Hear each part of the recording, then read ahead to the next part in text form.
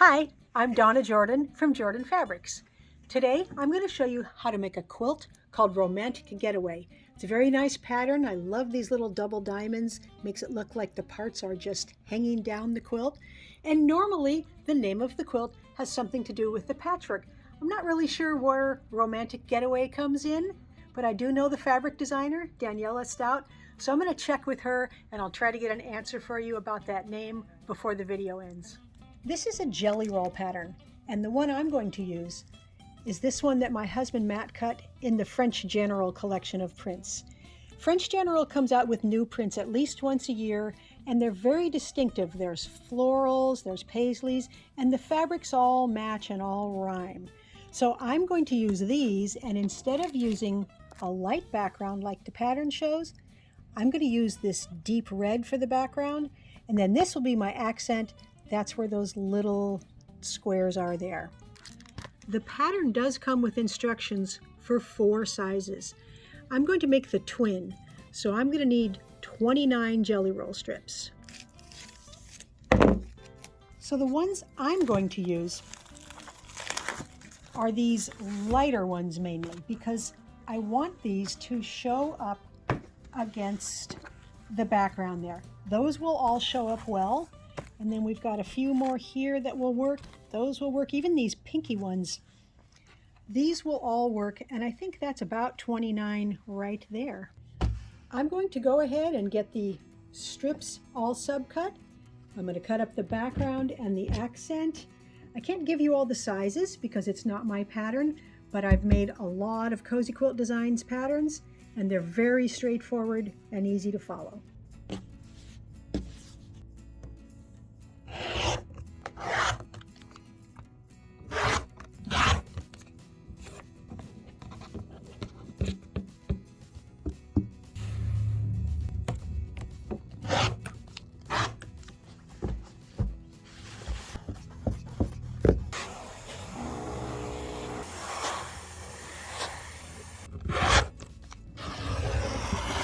All the cutting is done, and we are ready to start sewing the patchwork. The quilt is made up of 3 different blocks. For the first block, we need this set. We need some of these background squares, some of both sizes of these large rectangles, and some accent squares. Let's start with one of these background squares. Then I'm going to get a stack of these. So I put them 2 of this size and 2 of this size together. So we'll start with all of these pieces here. Step 1 is to sew both of these on the outside of that center square. And the seam allowances get pressed away from the middle. So I'm just holding it open and then drawing my finger or my fingernail down that seam.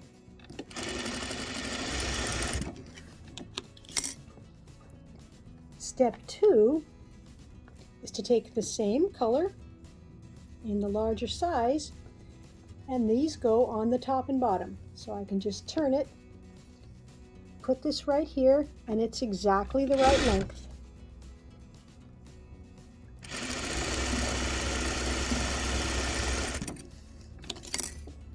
These seams also go away from the center. So again, just pull it open a little and draw either the pad or your fingernail right down that seam, and it will hold it in place. Of course, if you want to stop and iron every seam, you can, but really the finger pressing, it holds it quite nicely. Step 3 is to take 2 of the background pieces, and they're going to go here and here. So I'll turn it again and stitch these on just like I did with the first ones.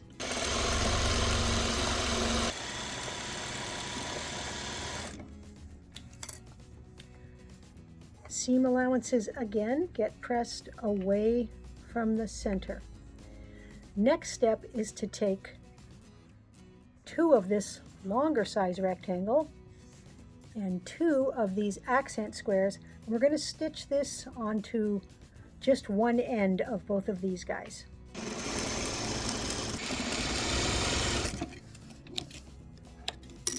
and we'll press this toward the accent, the seam allowance, press it toward the accent.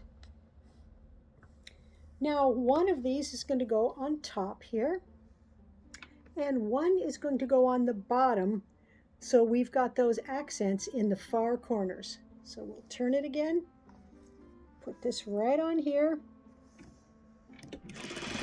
Oops, came unthreaded.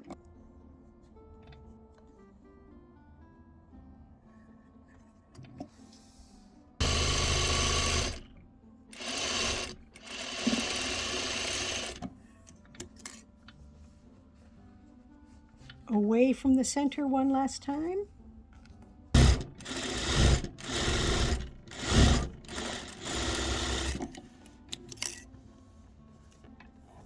That is all there is to making block number 1. So I'm going to go ahead and use the rest of the pieces and make up all of those guys and get them ironed nice and flat. Block number 1 is all done.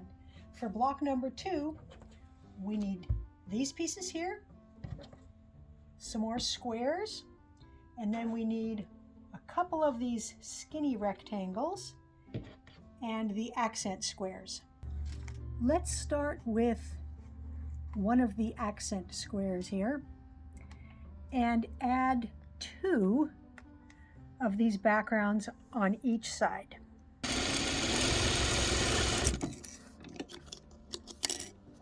Seam allowances again are going to go away from the middle.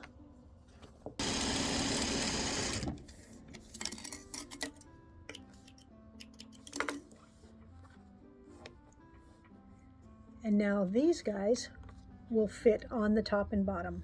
And we'll turn it, stitch them on.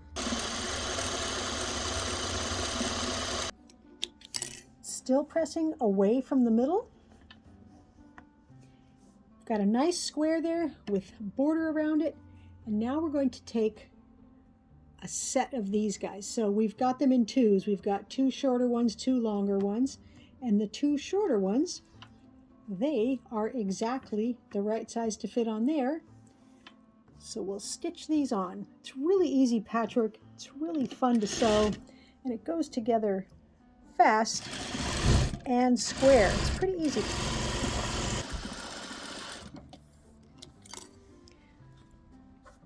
Pressing away from the center. Now before we can add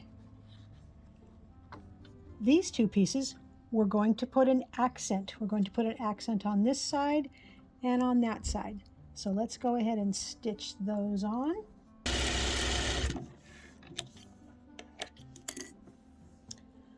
This seam allowance is pressed that way, so we're going to put this one going the opposite way. It fits exactly on there.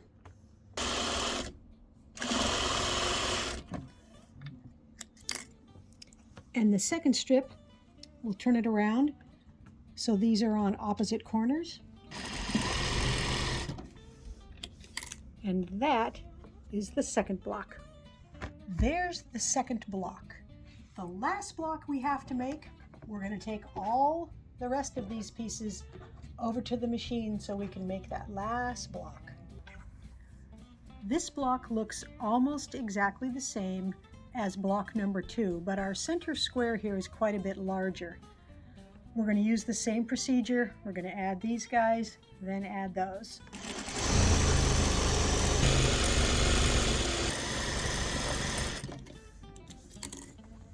All of these seams for this first round are going to get pressed away from the center. The shorter pieces go on the sides. The only difference between this and the last block is these seams are going to go toward the center. The longer pieces get one of these on one end, just like we did last time. Seam gets pressed toward the printed piece. And now all we have to do is stitch this on.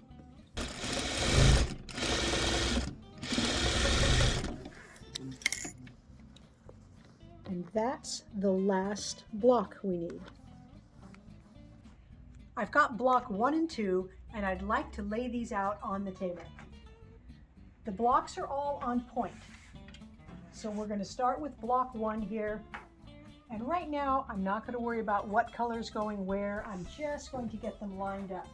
All of block 1 is going to be turned with the accent squares on the top and bottom. Block 2 is what goes in the next row.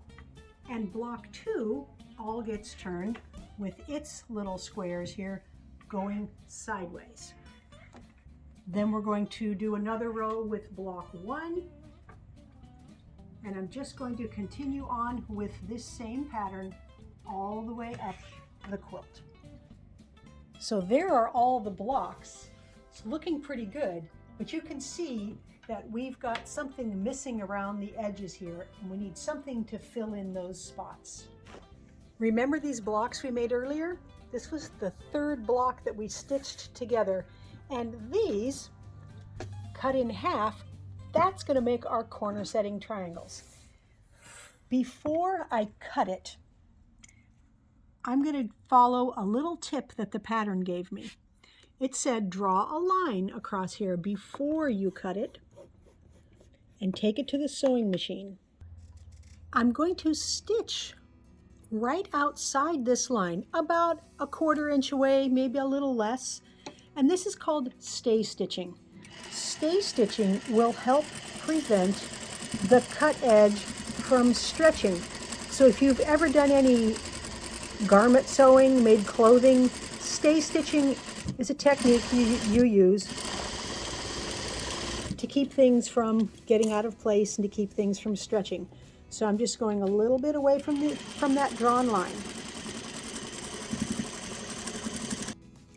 So the reason this edge would stretch is because when we cut it, it's a bias edge. It's not along the straight grain of the fabric. But by doing that stitching there, that's going to help keep that from getting all stretched out of shape when we put it onto the quilt. Look how nicely these will fit into the corners here. They go all the way up this side, and I'm just going to alternate the colors a little bit. But look, this block here finishes off the pattern the way we've got it in all the rest of the quilt. We almost have a rectangular shape here. We've just got the 4 final corners, the very outside corners. For that, the pattern has you take some of the border fabric, cut 2 squares, cut them in half, and these triangles will fill in those spots there. Now to sew the quilt together, because the blocks are on point, the rows are just a little bit different than normal. So that's the first row, that's the next row, here's the 3rd row. So the rows are all diagonal, but you're still going to use the same method that you always use for putting together a quilt. You make your rows, then sew your rows together. After that, all we have to do is add some borders and get it onto the quilting machine. I've got the quilt loaded up on the machine, and it's time to pick some thread. I'm honestly thinking of doing this really dark red. This red is brighter than the quilt, but you'll notice when we put it on the actual fabrics, even though it's brighter on the cone, it does not look brighter there. It doesn't look brighter anywhere. And that actually would really look good on here. This is about the same color as our accent. So that's going to blend in here. It looks very good there. That will blend a little bit more.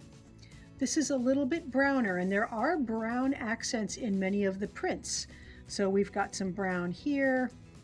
That blends in real well.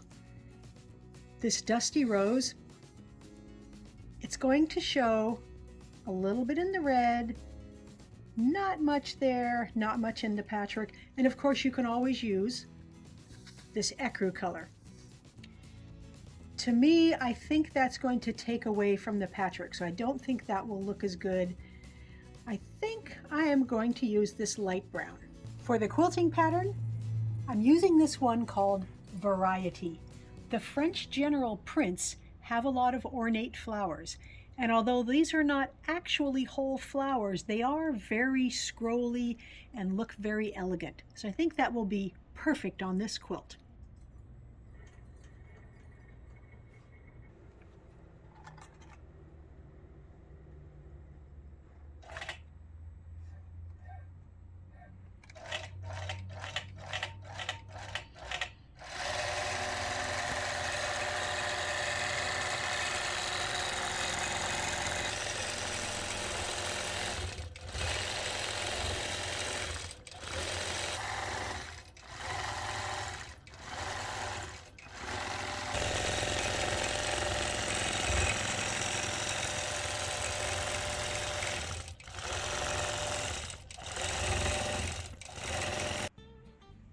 The Romantic Getaway quilt is all done.